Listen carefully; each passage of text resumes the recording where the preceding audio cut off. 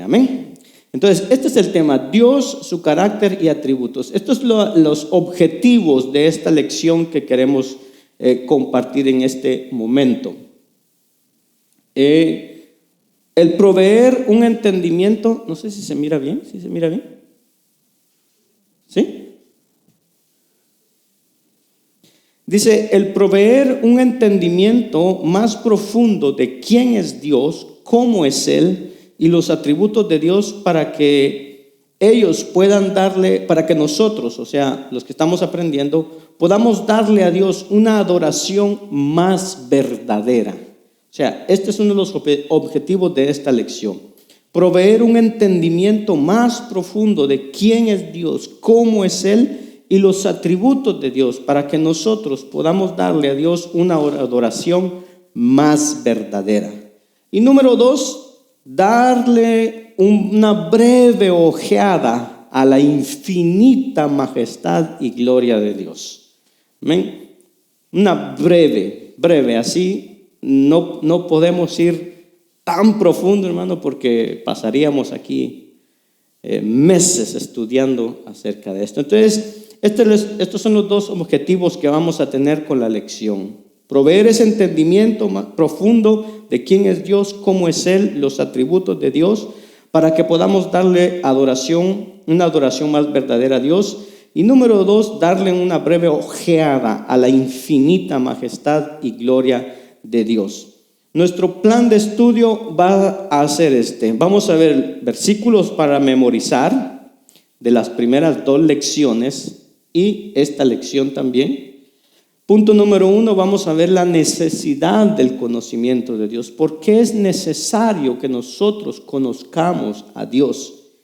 Vamos a ver también el tema de la incomprensibilidad de Dios. Vamos a ver qué es un atributo y vamos a dar una aplicación. Entonces, en esta noche, si Dios nos permite, vamos a ver estos 3 puntos: la necesidad del conocimiento, la incomprensibilidad de Dios, qué es un atributo de Dios y una aplicación de lo que vamos a aprender.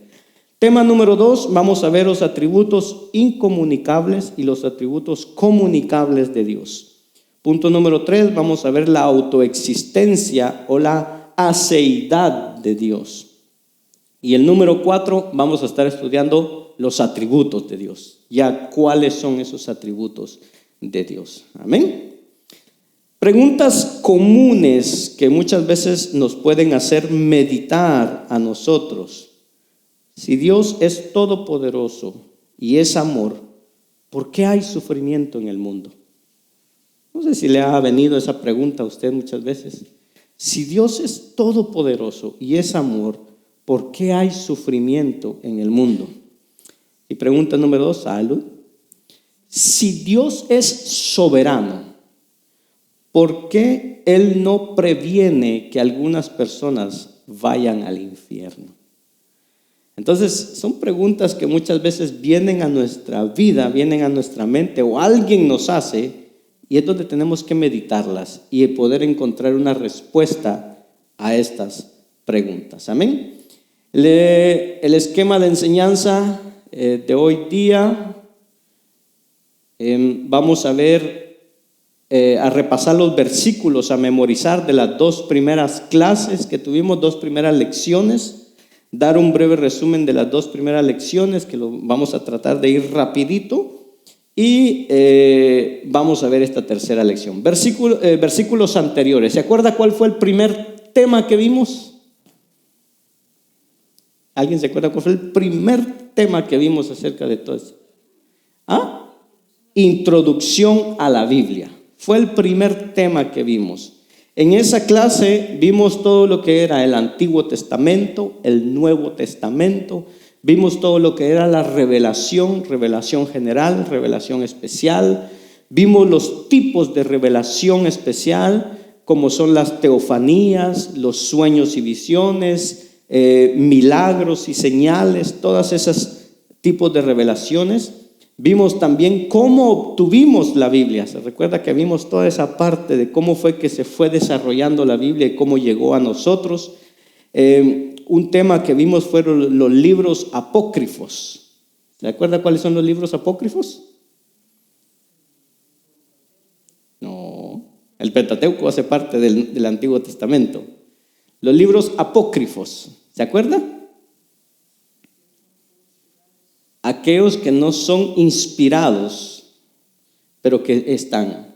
Esos libros se encuentran más que todo en la Biblia católica. Es ahí donde se encuentran esos libros apócrifos. Amén. Vimos también las diferentes traducciones de la Biblia, cómo empezó la Biblia a ser traducida en diferentes idiomas, en diferentes versiones también, para que nosotros podamos tenerla. Vimos la inspiración de la Biblia, la canonización de la Biblia, la credibilidad de la Biblia. Todo eso lo vimos en el tema número 1. ¿Cuál fue nuestro versículo para memorizar en este primer tema? Introducción a la Biblia.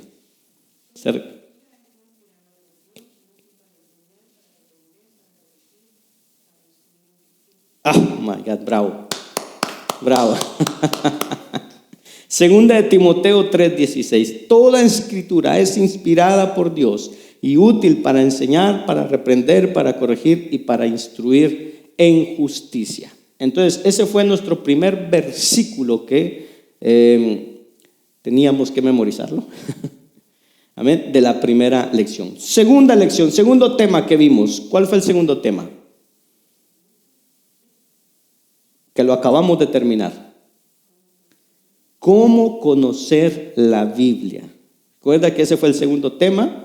En ese segundo tema vimos por qué conocer la Biblia. Y vimos 5 razones de por qué conocer la Biblia, o 5 razones de conocer la Biblia, de cómo conocer la Biblia. Y era escuchando, leyendo, estudiando, memorizando y meditando. Entonces, esas 5 formas era cómo podíamos nosotros conocer la Biblia. Vimos también por qué aprender la Biblia, por qué es necesario aprender la Biblia o aprender de la Biblia. Y dijimos que número 1, crecimiento. Número 2, vencer el pecado. Número 3, prepararse para el servicio. Número 4, ser bendecido. Y número 5, ayudar a otros. Sin embargo, hay otras razones por las cuales debemos de aprender la Biblia. Entonces, todo eso lo aprendimos en el segundo tema. Vimos el proceso del estudio de la Biblia. Cómo nosotros tenemos un proceso para aprender la Biblia o para estudiar la Biblia. Número 1, había una preparación. O sea, un momento donde yo voy, oro delante de Dios, paso un momento en oración y le digo: Señor, ayúdame a entender la Biblia, ayúdame, dame de tu Espíritu Santo, que pueda tener sabiduría, perdóname mis pecados. Uno pide perdón por sus pecados y entonces uno se prepara. Número 2, están las observaciones que hacen en la Biblia. Entonces, cuando uno lee, empieza uno a hacerle preguntas al texto.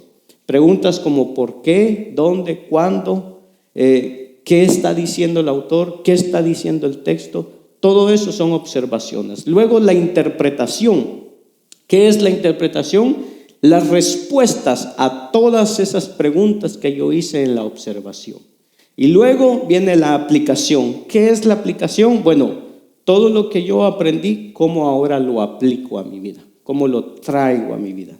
Entonces, ese era el proceso de estudio de la Biblia: preparación, observación, interpretación, aplicación y el último, repetición. ¿Qué es la repetición?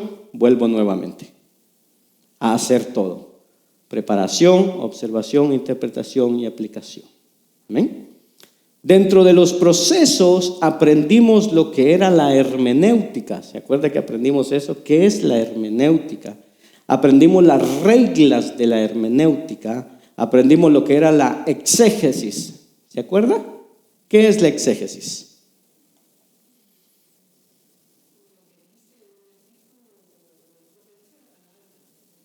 Amén. Lo que dice la palabra. Extraer el mensaje que está ahí en ese versículo, en esa palabra. ¿Pero qué es la eisegesis? Exactamente, es lo que uno viene a imponer en el texto cuando ese texto no dice eso. ¿Amén? O eisegesis puede ser también: yo quiero, por ejemplo, predicar algún tema, y entonces ¿qué es lo que hago? busco un texto para que me apoye. Eso es el eisegesis, porque yo le estoy poniendo al texto algo que no quiere decir. Entonces, de eso se trataba la eisegesis. Versículo para memorizar en este segundo tema, ¿cuál era?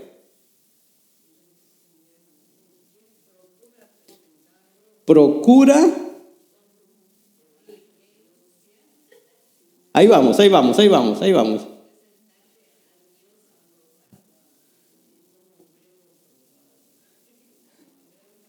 No hagamos eisegesis, hermano, no hagamos eisegesis.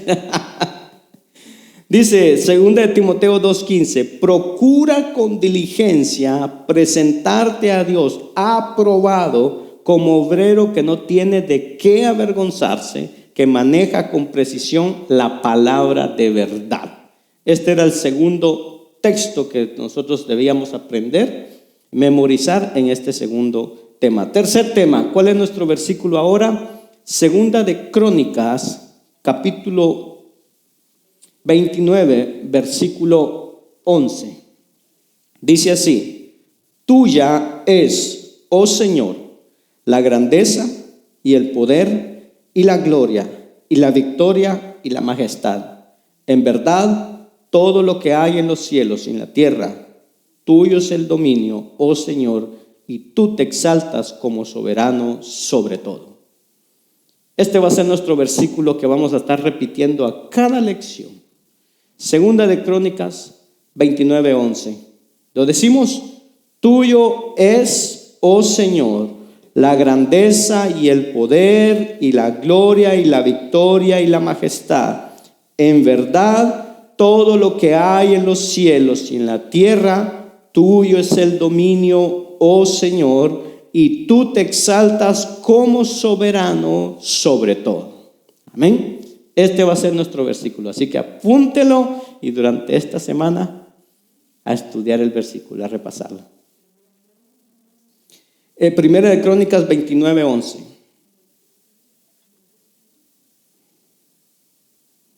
¿Amén? ¿Sí se mira ahí? Sí, Primera de Crónicas. Amén. Primera de Crónicas 29:11. Amén. Muy bien, vamos entonces a una pequeña introducción de la lección. Amén.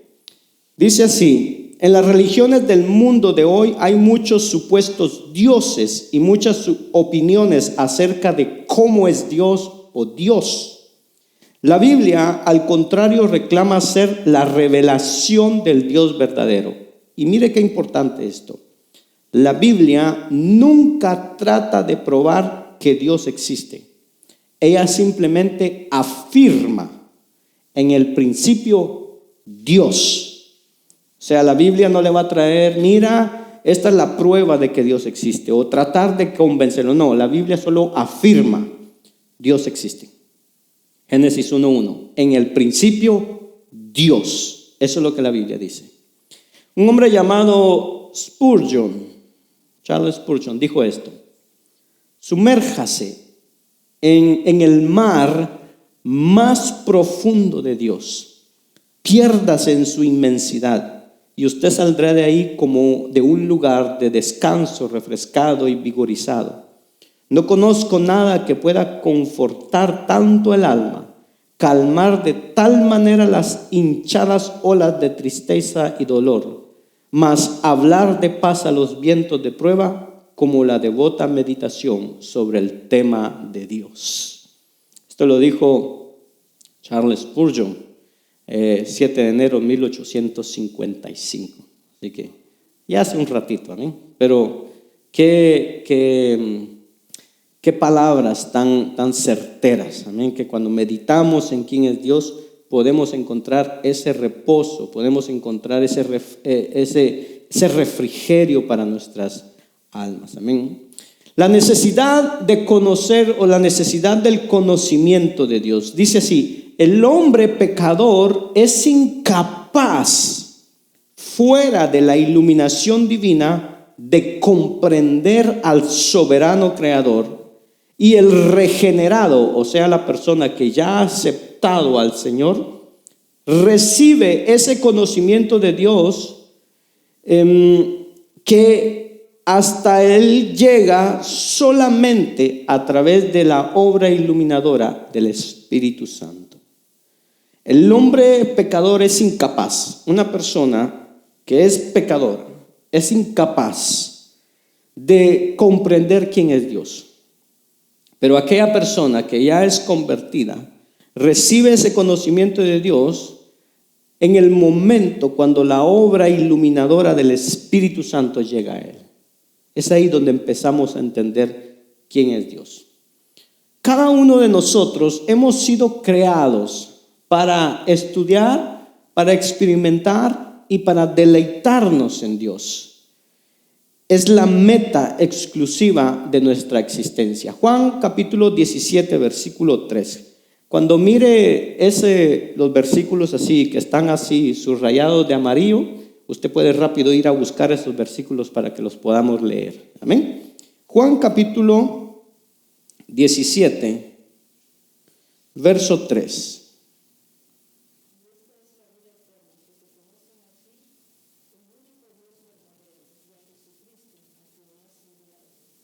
Amén. Esa es la meta de nuestra existencia. Conocer a Dios. La vida eterna, la razón por la que existimos o vamos a existir para siempre, es conocer al Padre y conocer al Hijo y al Espíritu Santo.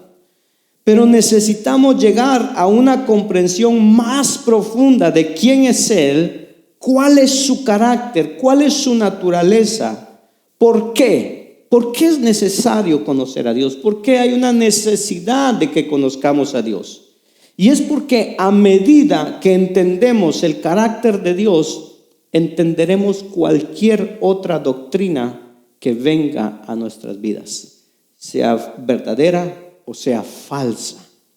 Entonces, aun si hay cosas de las cuales no tendremos un conocimiento pleno y profundo de Dios, Juan 17:3, que lo acabamos de leer, dice: y esta es la vida eterna, que te conozcan a ti. ¿A quién?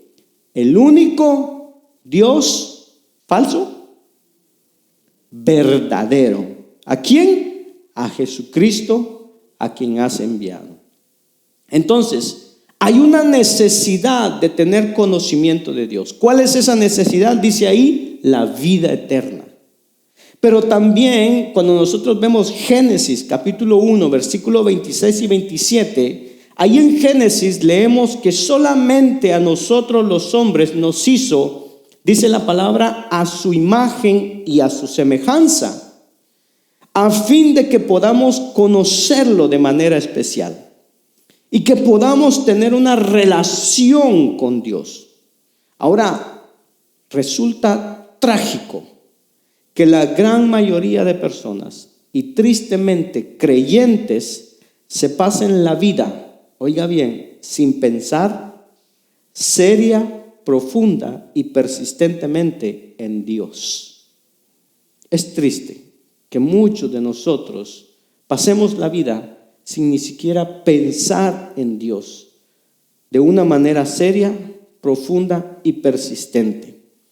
Y esto es una evidencia de la caída y del pecado que está en nosotros y que nos hace inclinarnos hacia el pecado más que acercarnos a Dios. Si tratamos, dice ahí, si tratamos de conocer a Dios a partir de nuestro propio conocimiento, o si partimos del conocimiento de cualquier objeto de estudio hacia el conocimiento de Dios para tratar de conocer a Dios, inevitablemente terminaremos perdidos. No podemos conocer a Dios a partir de nuestro propio conocimiento o a partir de la ciencia. Pero dice, porque no hay nada a través de lo cual nosotros podamos conocer a Dios. No hay nada que esté más alto que Dios y que nos pueda ayudar a definir a Dios. Pero si partimos del conocimiento de Dios, o sea, de la palabra de Dios, entonces lograremos ver cosas a través de quien las creó. Todos los problemas o todos nuestros problemas irán encontrando respuestas y solución conforme crezcamos en el conocimiento de Dios. Por lo que, oiga bien, mire lo que dice ahí, entre más conozcamos a Dios, dice, más saludables, más fuertes, más sabios y felices seremos. Oiga, qué tremendo esto. Entre más nosotros crezcamos en el conocimiento de Dios, ¿qué dice? Más saludables, más fuertes, más sabios y felices seremos. Es el conocimiento de Dios lo que levantará al pueblo de Dios una y otra vez de su debilidad y le dará fortaleza para poder cumplir con su misión en este mundo. Daniel capítulo 11, versículo 32. ¿Qué nos dice?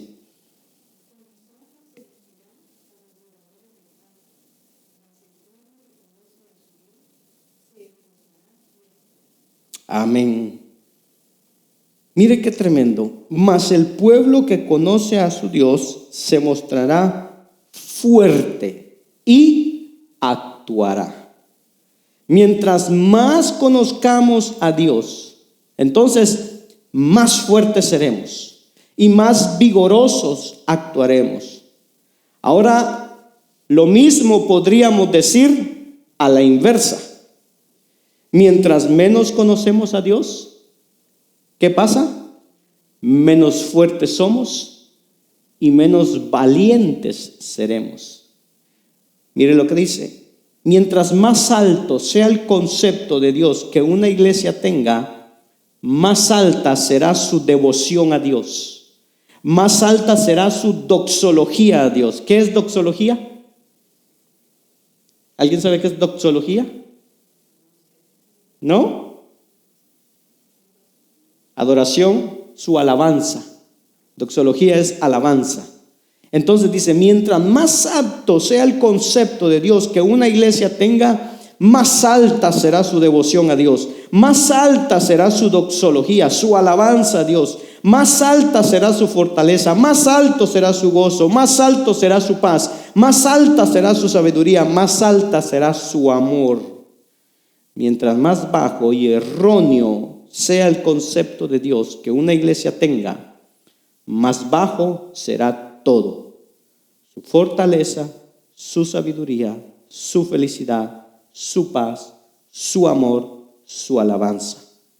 Cuando crecemos en el conocimiento del amor de Dios, seremos, oiga bien, más atraídos hacia Él y lo amaremos más en respuesta a ese amor. Será entonces que muchas veces nuestras vidas están frías y débiles porque nos falta conocimiento de Dios. ¿Sí o no? Conforme crezcamos en el conocimiento de la santidad de Dios, más odiaremos el pecado y más nos alejaremos del pecado. Conforme crezcamos en el conocimiento de la justicia de Dios, más nuestras vidas caerán en humildad y humillación y en reverencia delante de Dios. Conforme crezcamos en el conocimiento del poder de Dios, más confianza tendremos en medio de las adversidades de la vida. Conforme crezcamos en el conocimiento de la omnisciencia de Dios, más descanso tendremos en los planes y propósitos de Dios. Pase lo que pase en el micromundo de cada uno de nosotros, tendremos esa paz. Y lo mismo podemos decir a la inversa. Oseas 4:6, ¿qué nos dice? Mi pueblo fue destruido porque le faltó conocimiento. Por cuanto desechaste el conocimiento, yo te echaré del sacerdocio, y porque olvidaste la ley de tu Dios también, yo me olvidaré de tus hijos. Qué tremendo. Entonces se da cuenta que mientras más conocemos a Dios, todo va a aumentar. Pero mientras menos conocemos a Dios, todo va a ir disminuyendo. Y dice ahí, mi pueblo pereció. Mi pueblo fue destruido. ¿Por qué? Porque le faltó conocimiento. Y le faltó, cuando habla de le faltó conocimiento, ese faltó conocimiento no es porque no tenían, simplemente porque rechazaron el conocimiento de Dios. Lo que está pasando hoy en día en la iglesia. Estamos rechazando muchas veces el conocimiento, la enseñanza acerca de Dios. El conocimiento de Dios es la vida eterna para nosotros, el cimiento de la iglesia. Y si no podemos crecer en nuestro conocimiento de quién es Dios, fácilmente seremos destruidos, porque la guerra espiritual en la que estamos inmersos es una guerra por el conocimiento de quién es Dios. Es una guerra de conceptos acerca de los atributos de Dios, de las obras de Dios, de la voluntad de Dios. Y vemos muchas veces que el enemigo ha hecho que la iglesia cambie el concepto de Dios de una manera tan trágica. Y hace, oiga bien, que en muchas partes del mundo la iglesia se reúna en nombre de Dios, pero que ese nombre está vacío de contenido bíblico y lleno de contenido falso. Y vemos que muchos adoran a un Dios fruto de su propia imaginación, porque no hay un conocimiento de Dios. Efesios capítulo 4, versículo 11 y 15. Ese lo tenemos ahí en la pantalla, pero mire lo que dice Efesios capítulo 4, versículo 11 y 15. Tal vez su versión es un poco diferente que la que tengo ahí. La que tengo ahí es la versión de las Américas.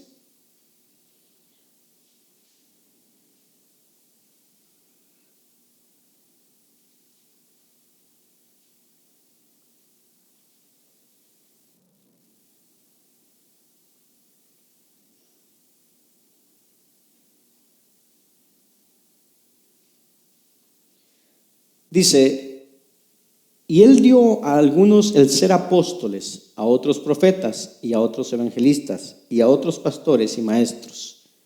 Ponga atención a esto. A fin de capacitar a quienes, a los santos. Nosotros, cada uno de nosotros.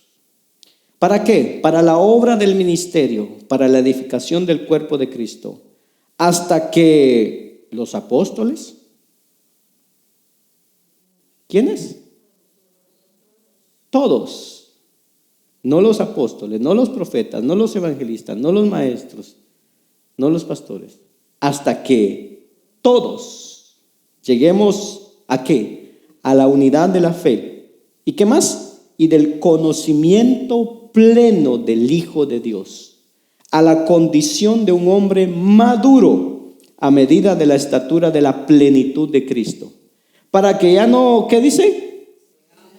No para que ya no sean, ¿verdad? Sino para que ya no, nosotros, todos nosotros, ya no seamos ¿qué? Niños, sacudidos por las olas y llevados de aquí para allá por viento de doctrina, por la astucia de los hombres, por las artimañas engañosas del error, sino que hablando la verdad en amor, ¿qué dice? Crezcamos todos, en todos los aspectos, en aquel que es la cabeza, es decir, Cristo. ¿Se da cuenta? Todos, que todos lleguemos, que ya no seamos y que crezcamos. La verdad en la iglesia es todo. Conocer a Dios en la iglesia es todo. Y no hay verdad sino con relación acerca de la verdad de quién es Dios. Y todo lo que nosotros decimos en la iglesia y enseñamos en la iglesia y predicamos en la iglesia tiene que ver principalmente con el conocimiento de Dios. Si no crecemos en el conocimiento, ¿qué dice Pablo?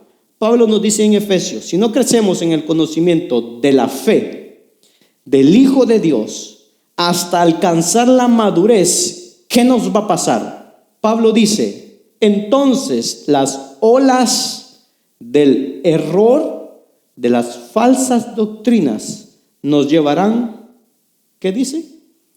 De un lado para otro. ¿Se da cuenta por qué a veces nuestra vida no está firme en Dios, en la iglesia, en las cosas de Dios? Porque no hemos crecido, no estamos conociendo a Dios. ¿Y qué es lo que pasa? Entonces, las olas del error, de falsas doctrinas, dice ahí, de artimañas engañosas, nos llevarán de un lado para otro. Tener un concepto correcto de Dios es algo fundamental, no solo para ser grandes conocedores, sino para la vida práctica. Y solo alguien que no conoce a Dios o que está demasiado engañado podría llegar a creer que el conocimiento de Dios no es práctico. Con eso podemos ver que todos nuestros problemas, oiga bien, todos nuestros problemas son teológicos y todas las soluciones son teológicas. ¿Qué quiere decir eso? Que todos nuestros problemas es muchas veces por falta de conocimiento de Dios. Y todas nuestras soluciones vienen cuando empezamos a conocer a Dios. Es así. Pensar inadecuadamente acerca de Dios traerá, oiga bien, pensar inadecuadamente acerca de Dios traerá miles de problemas a nuestras vidas, a la iglesia y al mundo. Pero tener un conocimiento correcto, profundo de quién es Dios, traerá miles de soluciones, podrá prevenir miles de problemas y traerá miles de bendiciones. Ese concepto adecuado de quién es Dios. Un escritor, un escritor llamado A.W. Tozer. Si usted alguna vez quiere comprar un libro, le sugiero este autor, A.W. Tozer. Tiene, hermano, libros muy buenos acerca de lo que es la teología de Dios. Entonces le recomiendo todos los que usted pueda encontrar de este autor, muy buenos. A.W. Tozer dice: si fuéramos capaces, oiga, mire qué tremendo, si fuéramos capaces de obtener de algún ser humano una respuesta completa a la pregunta ¿qué le viene a la mente cuando piensa sobre Dios?, podríamos predecir con certeza el futuro espiritual de ese ser humano. Oiga bien, si fuéramos capaces de conocer con exactitud lo que piensa sobre Dios los más influyentes de nuestros líderes religiosos, podríamos predecir con bastante precisión dónde se hallará la iglesia mañana. Qué tremendo, ¿eh? O sea, mire lo que dice él: si alguien puede dar una respuesta clara de qué le viene a la mente cuando piensa sobre Dios, entonces podríamos nosotros, dice con certeza, ver el futuro espiritual de esa persona. Y si podríamos saber con exactitud lo que piensan sobre Dios los más influyentes de nuestros líderes religiosos, entonces podríamos saber con exactitud dónde se hallará o dónde estará la iglesia mañana, en el futuro.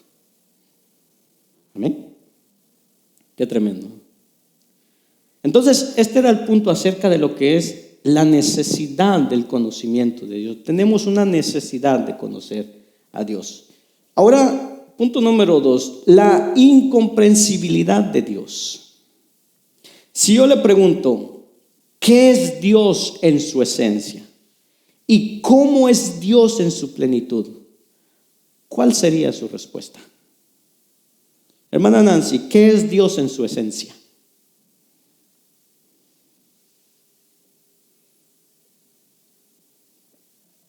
Está difícil.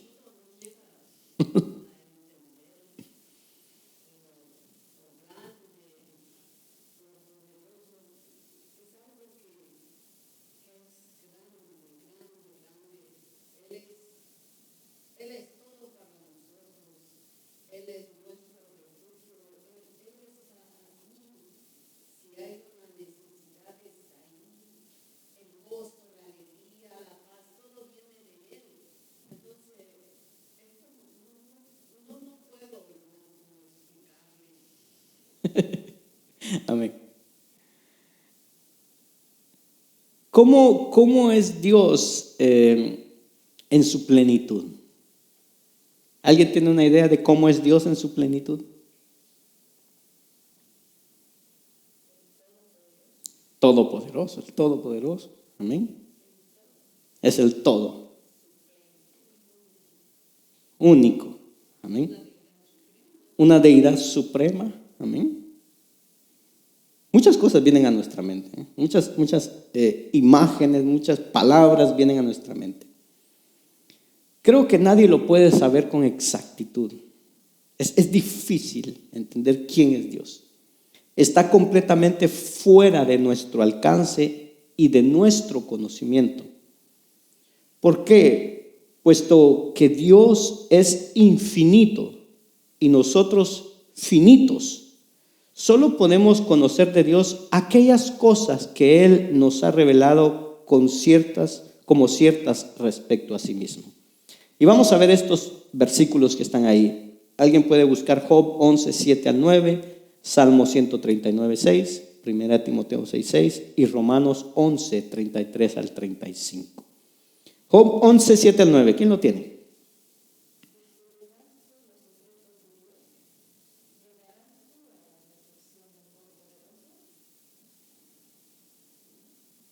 ¿Hasta el 9?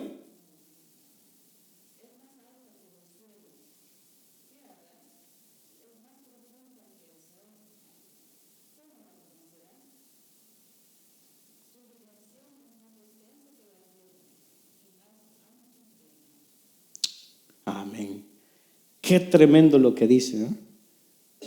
Pregunta: ¿descubrirás tú las profundidades de Dios? ¿Descubrirás los límites del Todopoderoso? Altos son como los cielos. ¿Qué harás tú? Más profundos son que el Seol. ¿Qué puedes tú saber? Más extensa que la tierra en su dimensión y más ancha que el mar. Salmo 139, 6.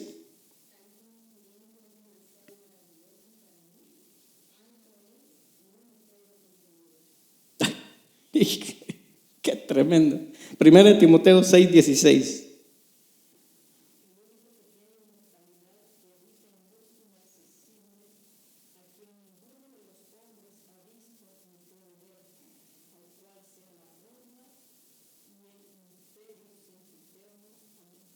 Amén. Romanos 11, 33, 35.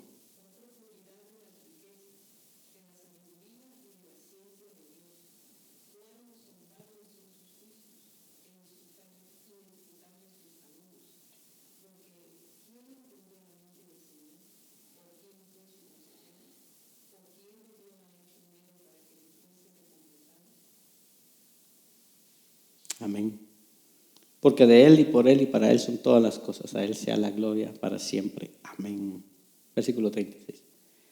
¿Qué podríamos concluir acerca de Dios a partir de estos versículos? De todo lo que acabamos de leer, ¿qué podríamos concluir? Hermano, que Él es todopoderoso, que Él es incomparable, creador.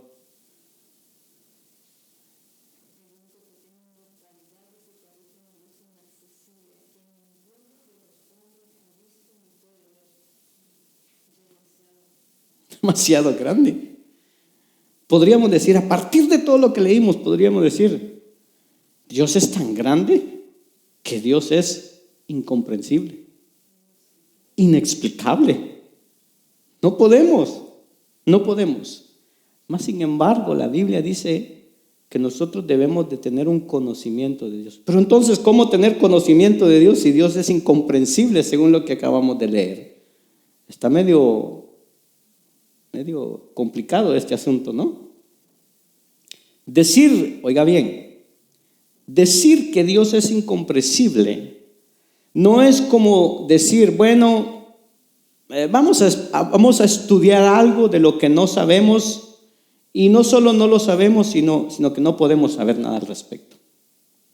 No, lo que significa incomprensible, oiga bien, con respecto a Dios, no es que no podamos saber nada de Él, sino que nuestro conocimiento de Dios siempre será limitado, que podemos tener un conocimiento perceptivo de Dios, un conocimiento significativo de Dios, pero que nunca podremos, ni siquiera en el cielo, tener un conocimiento de Dios que comprenda totalmente, profundamente todo lo que Él es. Amén. O sea, que Dios sea incomprensible no quiere decir que no podamos nosotros entender ciertas cosas, sino que nuestro conocimiento es limitado. Él es infinito, nosotros somos finitos. Juan Calvino dijo una famosa frase y es esta: finitum no capax infinitum. ¿Qué es eso? ¿En qué se come eso? Esta frase tiene dos significados. Y número uno es: lo finito no puede llenar lo infinito. Esa es la primera. Pero la razón por qué tiene dos maneras de traducirse es que la palabra capax tiene dos traducciones distintas. Capax podría traducirse como lo finito no puede contener lo infinito. Por ejemplo, yo tengo este termo aquí que está lleno de té, pero este termo no puede contener toda el agua que pueda estar en un tanque de 10 litros. ¿Ya? Solo tiene cierta capacidad que puede contener. Los 10 litros, aunque yo quiera meterlos, no se puede. Entonces, esto es lo que quiere decir. Una traducción es esto: que lo finito no puede contener lo infinito. ¿Amén? ¿Por qué? Porque nosotros somos más pequeños y Dios es inmenso. Pero otro significado de capax es también: lo finito no puede captar lo infinito. Esa es otra traducción que hay. Lo finito no puede captar lo infinito. Entonces la primera es: lo finito no puede contener. Y la segunda es: lo finito no puede captar. ¿Cómo se mira esto? Es como nuestro campo de visión, lo que nosotros vemos. Si usted pone sus manos enfrente y poco a poco las va separando, llega un momento donde usted ya no las mira, ya no las ve. Es como los ángulos muertos en el carro. Póngalo aquí, sus manos, y las va separando, y usted se va a dar cuenta que llega un momento donde ya no las ve. Pierde ese campo de visión. Entonces, ya no las capta. Entonces, nuestra mente, nuestro conocimiento es igual. Mi mente es finita. No tiene la habilidad o la capacidad de captar todo lo que Dios es. Dice la palabra: sus caminos no son nuestros caminos. O sea, supera nuestra capacidad de comprender a Dios en su plenitud. No podemos contener a Dios y no podemos captar la inmensidad de Dios. Sin embargo, Él dice que habita en nosotros por medio de su Espíritu Santo. Qué tremendo, ¿eh? Qué tremendo cómo es Dios. Amén. ¿Estamos bien? ¿Comprendimos esta frase? Amén. ¿Cómo es que se traduce esto? Ahora, si ese es el caso, que lo infinito no puede contener o no puede captar lo infinito, ¿cómo podemos nosotros, como seres humanos que somos finitos, aprender algo sobre Dios o tener algún conocimiento valioso o significativo de Dios? ¿Cómo podemos nosotros? Y entonces volvemos una vez más a Juan Calvino, que él decía: parte de la gracia y misericordia de Dios es que Dios es condescendiente, y Él, por así decirlo, lo hace para nuestro beneficio, dirigiéndose a nosotros en nuestros términos y en nuestras propias formas de lenguaje, al igual que un padre puede balbucear cuando habla con un bebé. A eso le llamamos hablar como bebito. Pero se comunica algo que es significativo e inteligible. Así, lo primero que entendemos sobre nuestro conocimiento de Dios y sobre el lenguaje de la Biblia de Dios, que la Biblia utiliza sobre Dios, es que ese lenguaje es denominado lenguaje antropomórfico. ¿Qué significa esa palabra? ¿Alguien ha escuchado esta palabra? Antropomórfico. ¿Sí? ¿Alguien? ¿No? En el audio que nosotros pusimos de este tema en Spotify, explicamos un poco este término antropomórfico. ¿Alguien escuchó el audio? ¿Sí? Ahí está explicado qué es esta palabra. Amén. Pero bueno, vamos a darle una explicación. ¿Amén? Antropomorfología o antropología es la ciencia o el estudio de los seres humanos, y la antropología viene de la palabra antropos, que es la palabra griega para hombre, humanidad o humano. Y la palabra morfología es el estudio de las formas y los moldes. Entonces, antropomórfico simplemente significa en forma humana. Amén. Eso es lo que significa antropomórfico o antropomorfología. Amén. En forma humana. Antropomórfico. ¿Sí? En forma humana. Ahora, ¿en dónde encontramos este lenguaje antropomórfico? En la Biblia. Cuando Dios nos habla y Él nos dice que la tierra es el estrado de sus pies y los cielos son su trono, ¿qué le viene a la mente a usted? ¿Ah? Que es un gigante. ¿Qué le viene a la mente? Isaías 66:1 dice que los pies, que la tierra son el estrado de sus pies y los cielos son su trono. ¿Qué le viene a la mente a usted cuando lee eso? Hermana Claudia, ¿qué le viene a la mente? La inmensidad de Dios. Un gigante. ¿Qué más le viene? Hermana Lati, ¿qué le viene a la mente? Que nosotros somos chiquitos.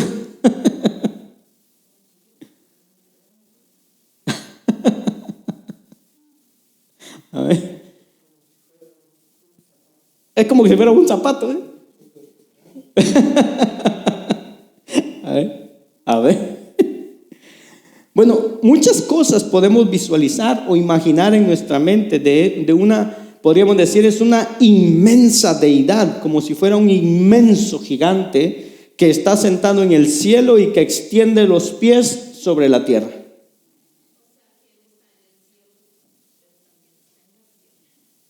Y que Él está en el cielo y que está en la tierra al mismo tiempo. ¿Amén? O sea, nosotros imaginamos eso. Pero ninguno de nosotros, bueno, espero, realmente piensa que Dios sea así, como un gigante. ¿Verdad que no?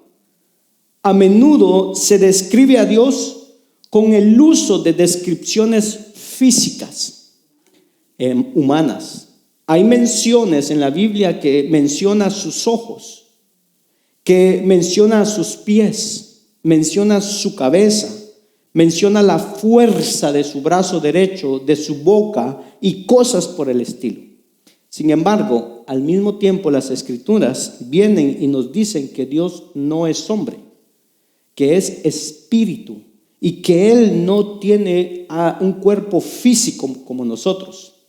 Y no solo utiliza el lenguaje físico humano para describir a Dios, sino que incluso usará el lenguaje emocional físico para decir que Dios siente así como nosotros sentimos. Dirá, en algunas partes dirá que Dios se arrepintió de hacer algo. Pero más adelante la Escritura nos volverá a decir que Dios no es hombre para que se arrepienta, sino que describirá a Dios en términos humanos y ciertos casos, narraciones en la Biblia, porque es la única manera que nosotros podamos entender un poco de Dios, que podamos hablar de Dios, que podamos entender cómo es Dios.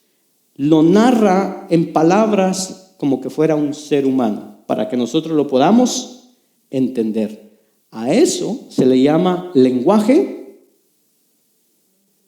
antropomórfico, o sea, de forma humana. Amén. ¿Sí lo entendemos? ¿Estamos captando esa idea? Amén. ¿Poquito? ¿Qué parte le cuesta un poquito? Bueno, miren, un ejemplo aquí. Un ejemplo, mire el ejemplo aquí.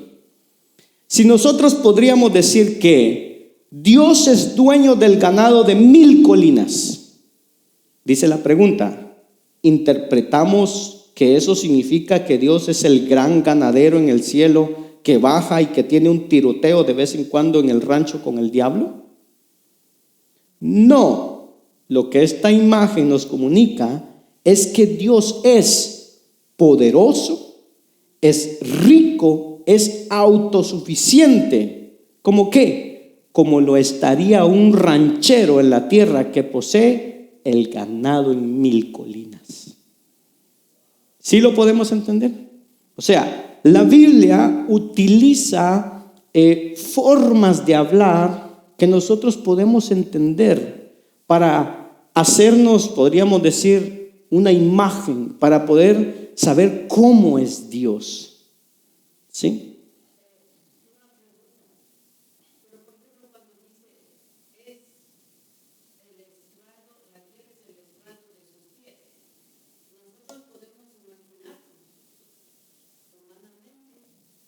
Claro. No. Es que eso lo utiliza la Biblia para que nosotros podamos comprender, tener un conocimiento de cómo es Dios. Ahora, sí se lo imagina, pero no piense que Dios sea así. O sea, que sea un gigante. No. O sea, usted lo puede imaginar y decir, wow, el cielo es su trono y la tierra la estrado de sus pies. Dios es inmenso, Dios es grande, como un gigante.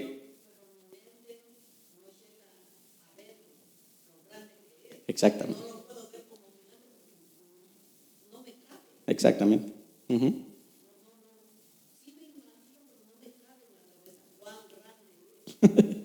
Amén.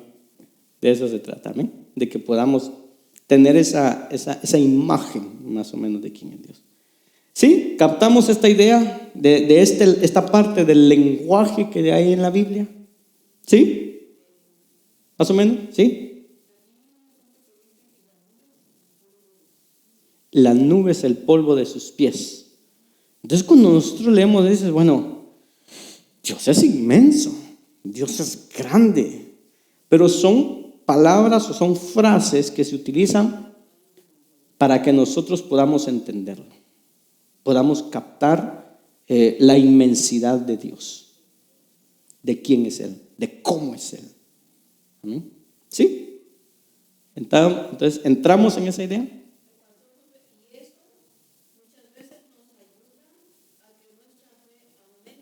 Exactamente.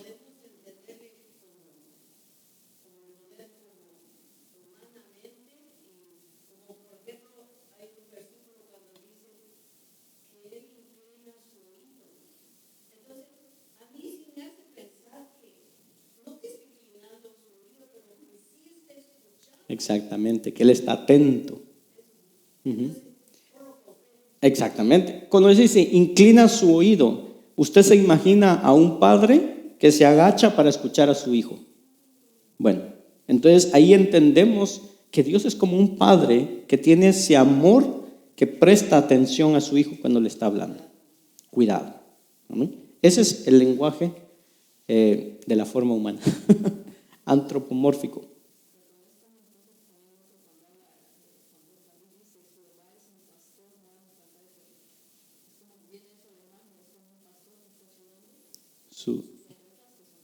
Exactamente.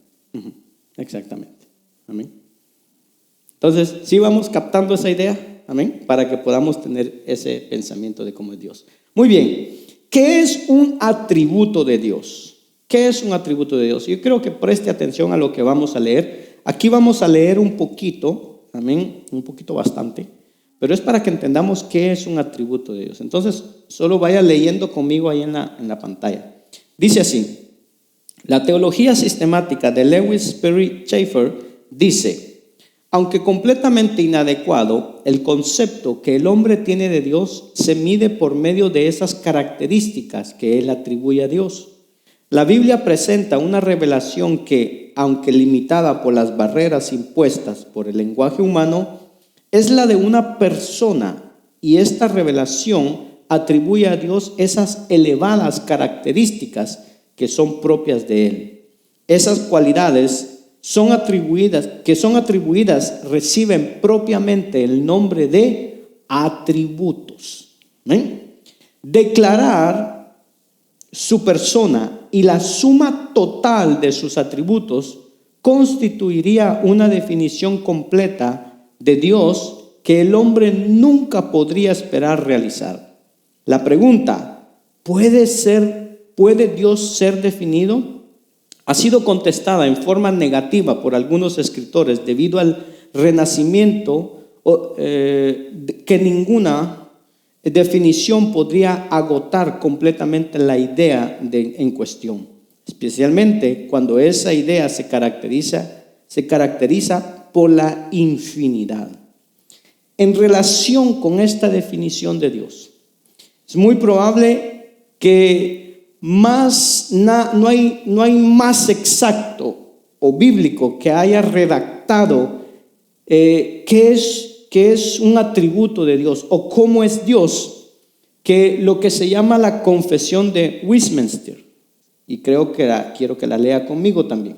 Mire lo que dice esta confesión acerca de quién es Dios. Dice: hay un solo Dios viviente y verdadero, quien es infinito en ser y en perfección, un espíritu purísimo, invisible, sin cuerpo, partes o posesiones, inmutable, inmenso, eterno, incomparable, todopoderoso, toda sabiduría, toda santidad, absolutamente libre, soberano, que obra sobre las cosas según el puro afecto de su voluntad inmutable y justa, para su propia gloria, perfecto en amor, gracia, misericordia, paciencia, abundante en bondad y en verdad, perdonador de la iniquidad, transgresión y pecado, el galardonador de aquellos que diligentemente le buscan, y también sumamente justo y terrible en sus juicios, odiando todo pecado, y quien en ningún modo absolverá al culpable.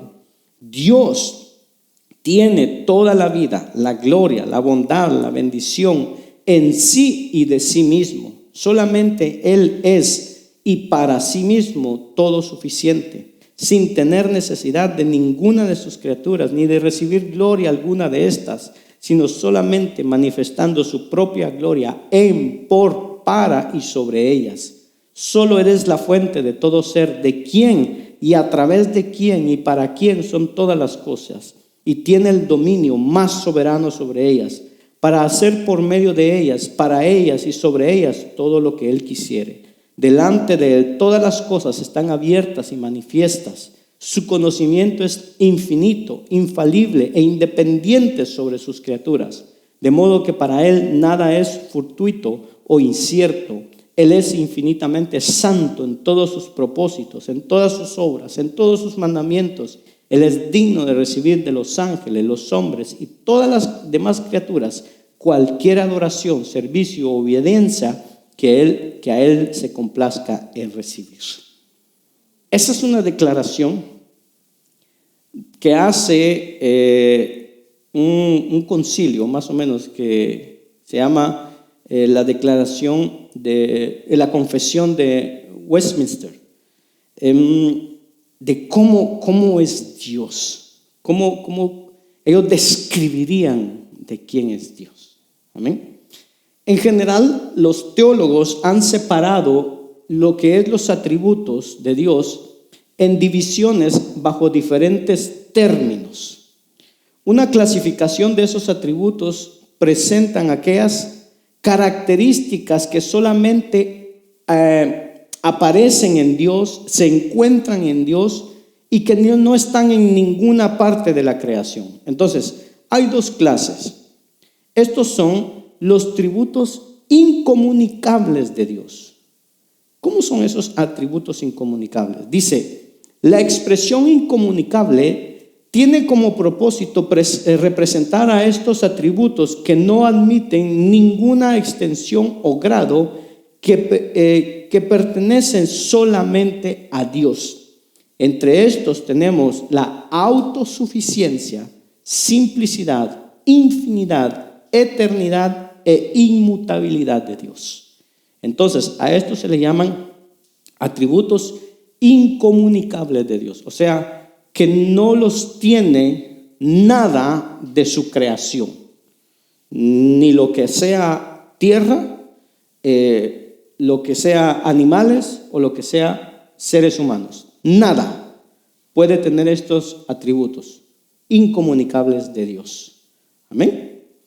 Otra clasificación representa aquellas características de Dios que hasta un grado limitado se encuentran en los ángeles y en los espíritus humanos.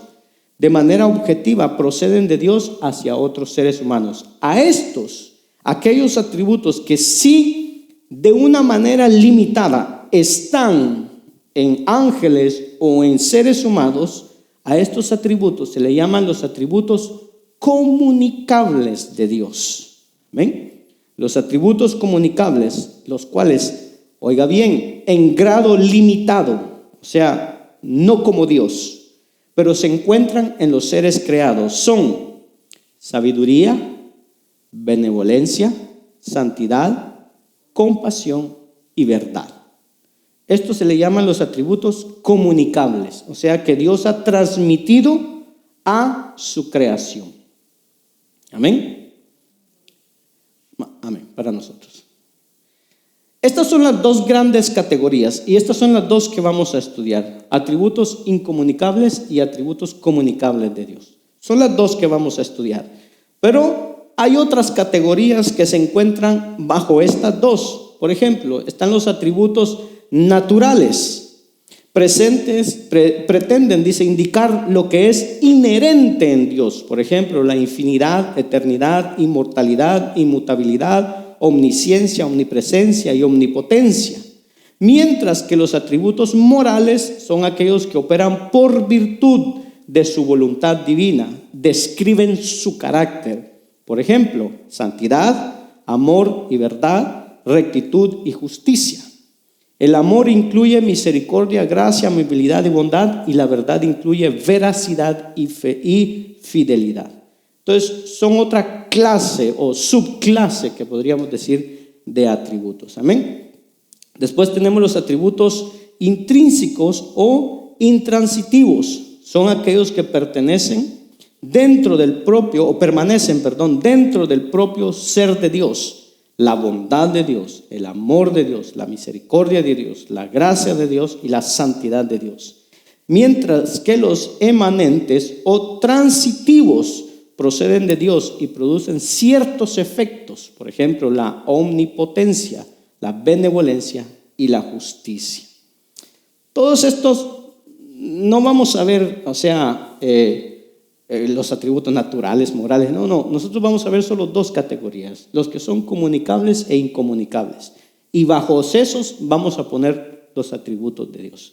Pero solo para que tengamos una idea, amén, de diferentes clasificaciones que hay. Otros son los atributos absolutos. Son aquellos que tienen que ver con la relación de Dios consigo mismo. Por ejemplo, la existencia propia, la inmensidad, la eternidad. Mientras que los atributos relativos tienen que ver con sus relaciones con otros, la omnipresencia o la omnisciencia. Entonces, ¿qué es un atributo? Un atributo es una propiedad que es intrínseca. ¿Qué quiere decir intrínseca? Que le pertenece, que es propio que es inseparable, que no se lo pueden quitar, que es la esencia. Entonces dice, un atributo es una propiedad que es intrínseca al que posee dicho atributo. Es aquello por lo cual algo es distinguido o identificado. Todo lo que podamos conforme, oiga bien, todo lo que le podamos conforme a las Escrituras atribuir a Dios, se le llama atributo de Dios. Amén. Todo lo que nosotros podamos atribuir conforme a las Escrituras, o sea, no imaginaciones nuestras, conforme a las Escrituras, se lo atribuimos a Dios, a eso se le llama atributo de Dios. ¿Cuántos atributos tiene Dios? Carlos Wesley decía, incontables son sus atributos, todos ellos infinitos. Así que nunca podemos entender o comprender todos los atributos de Dios. Si Dios es infinito, entonces tenemos que concluir que hay atributos de los cuales no podemos saber nada y de los cuales todavía no se han dicho nada, y debemos entender que los atributos de Dios, oiga bien, los atributos de Dios no son partes de Dios.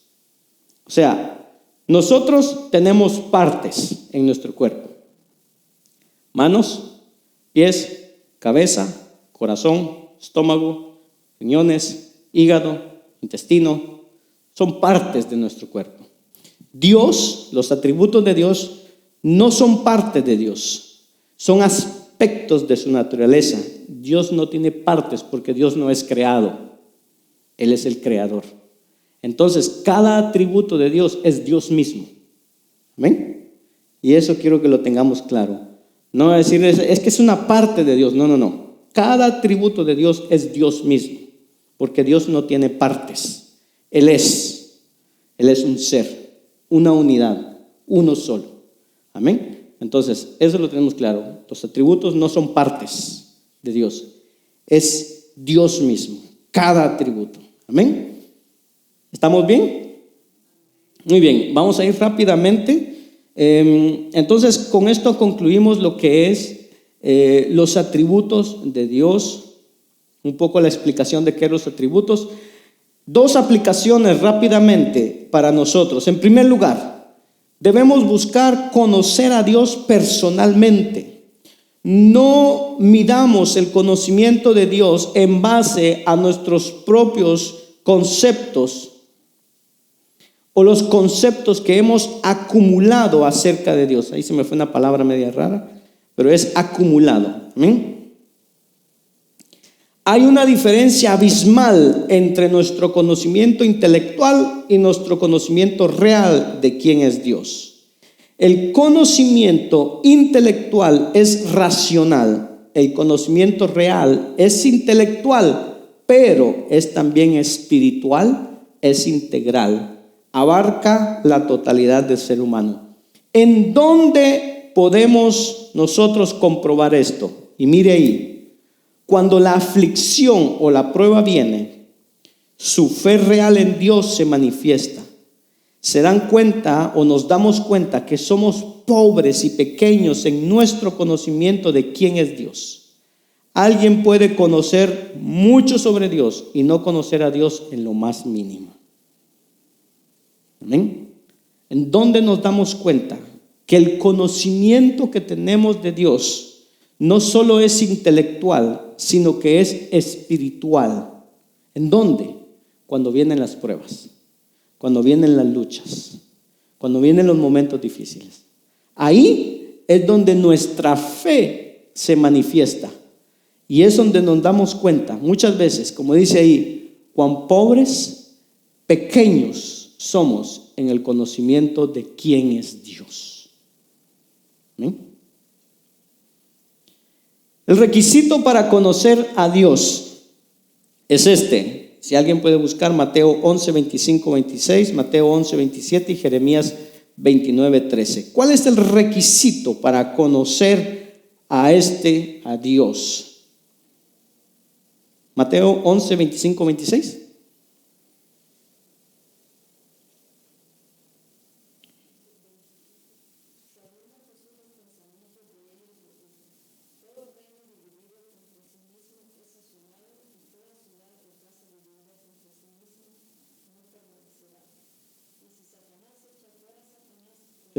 Mateo 11, 25, 26.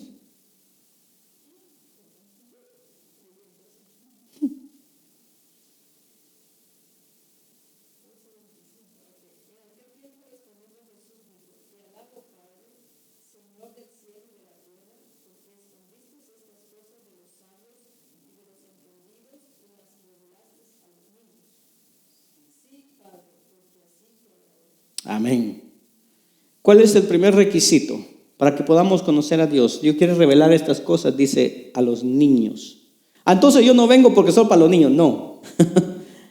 A los humildes, que nosotros seamos humildes como niños, a los que se humillan, a los que reconocen su necesidad de Dios, a los que reconocen su fragilidad y su finitud como criaturas, a los que reconocen, oiga bien, su ignorancia, su miseria y su perdición. A esos Dios se quiere dar a conocer.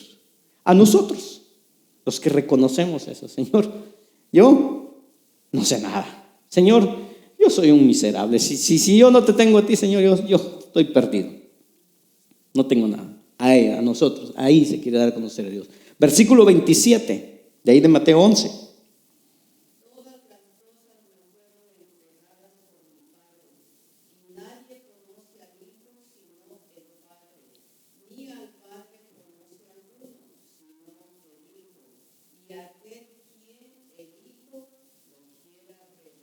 Amén.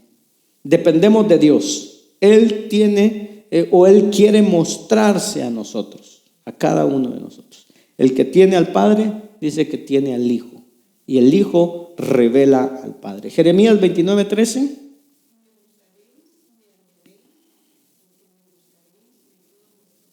Amén.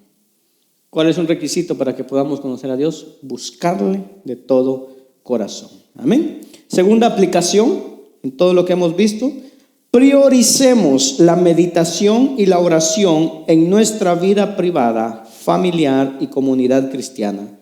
Todos debemos dedicarnos a pensar largo, serio y persistentemente en Dios. Salmo 39:3, Salmo 119:18 y Efesios 1:18 al 20. ¿Qué nos dicen?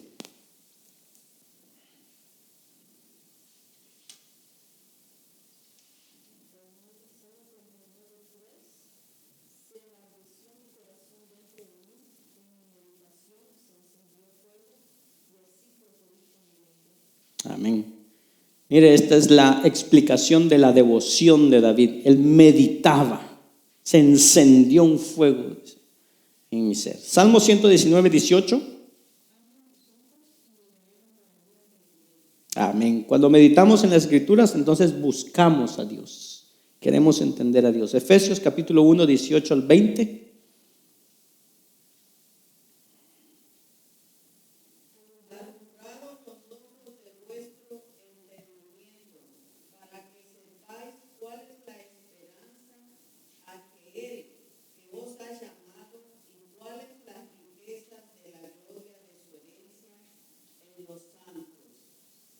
Amén. Igual la supereminente grandeza de su poder para con nosotros, los que creemos según la operación del poder de su fuerza, la cual operó en Cristo, resucitándole de los muertos y sentándole a su diestra en los lugares celestiales. Amén. Este es el conocimiento espiritual. Mire lo que dice Pablo: mi oración es que los ojos de vuestro corazón sean iluminados para que sepáis cuál es la esperanza de su llamamiento. Es un conocimiento espiritual. Efesios capítulo 3, versículo 13 al 14. Usted lo tiene ahí en la pantalla. Quiero que lo veamos rápidamente. Dice: por esta causa, pues, doblo mis rodillas ante el Padre de nuestro Señor Jesucristo, de quien recibe nombre toda la familia en el cielo y en la tierra, que os conceda, oiga bien, que os conceda, conforme a las riquezas de su gloria, ser fortalecidos con poder por su Espíritu en el hombre interior, de manera que Cristo more por la fe en vuestros corazones, y arraigados y cimentados en amor, dice, seáis capaces ¿de qué? De comprender con todos los santos. ¿Qué dice? ¿Cuál es la anchura, la longitud, la altura y la profundidad? Y de conocer el amor de Cristo que sobrepasa el conocimiento, para que seáis ¿qué? Llenos hasta la medida de toda la plenitud de Dios.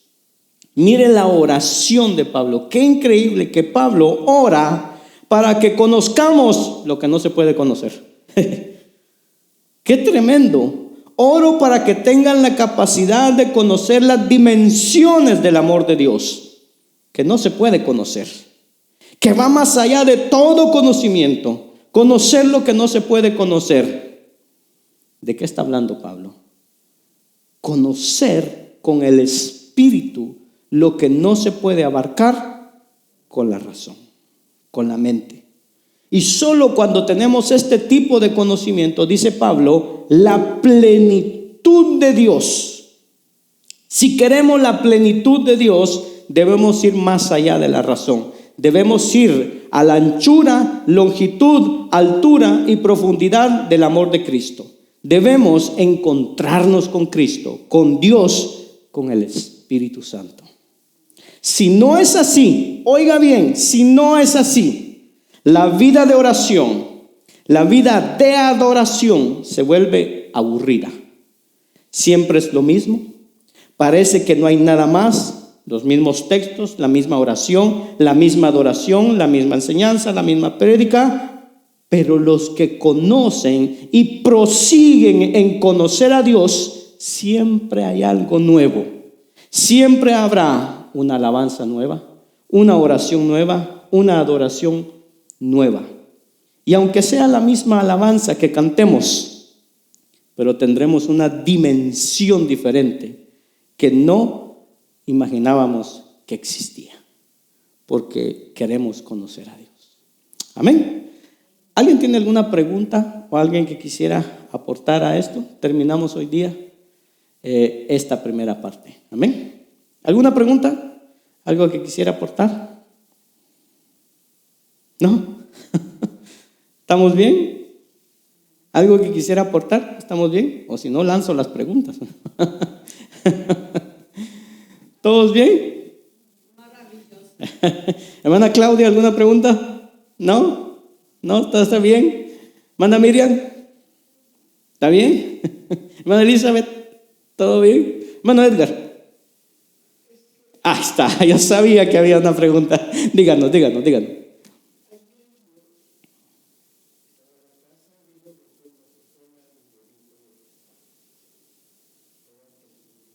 Uh-huh.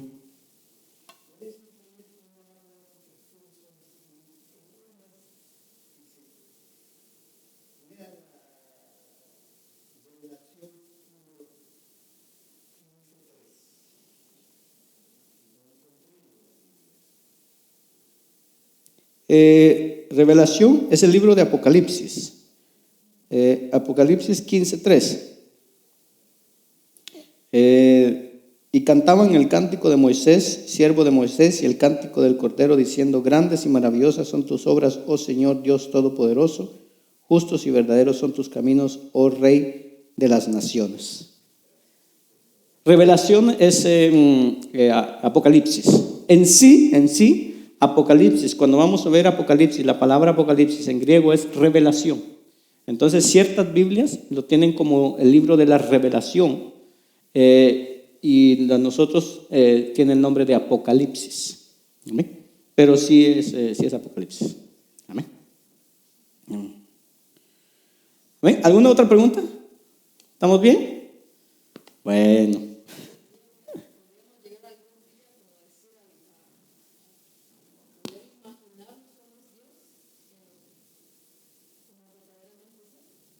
Aquí en la tierra podemos tener una idea, ¿cómo decir? Como una lucecita así, de cómo es Dios según lo que la Biblia nos dice. Comprenderlo en su totalidad, yo creo que ni en el cielo lo vamos a poder entender. lo veamos, pero es que si entendiéramos, comprendiéramos y supiéramos cómo es Dios, tendríamos que ser como Dios. Y si somos como Dios, entonces Él deja de ser Dios.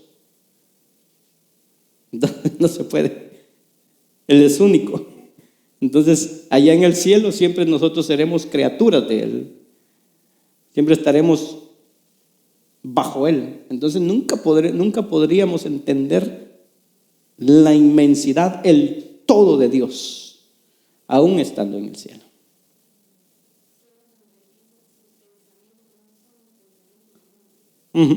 Exactamente. Muchas cosas. Amén. ¿Alguien más? ¿Estamos bien? ¿Sí? Inexplicable. Amén. Como la canción dice, ¿qué tiene tu espíritu? Que cuando me toca, o sea, no lo entendemos. Simplemente lo podemos sentir y es todo. Entonces, amén. Entonces, terminamos de esta.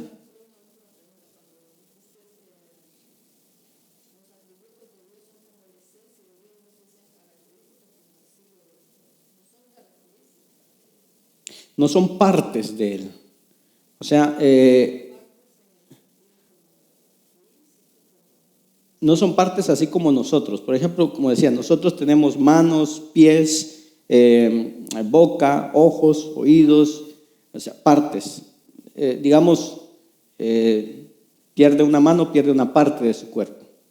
Dios no, Dios es uno, es uno solo. Podríamos decir su personalidad, pero cada atributo es Dios mismo. Es Dios mismo. Exactamente. O sea, cada atributo, la santidad de Dios es Dios mismo. La eternidad de Dios es Dios mismo. La omnisciencia de Dios es Dios mismo. No es que Dios pueda perder la omnisciencia o pueda perder esto, pueda perder. No, es todo Él. Esto es Él. Que claro, lo entendemos por esas partes que se le atribuyen como santidad, omnisciencia, omnipresencia, omnipotencia, pero es Dios mismo. ¿Estamos bien? ¿Sí? Bueno, si en algún momento tiene otra pregunta, hermano, escríbala y entonces así la tratamos. Le aconsejo de que vaya a Spotify y escuche el audio, porque ahí va a haber un poquito más de explicación de lo que dimos hoy. Ya está, hermana.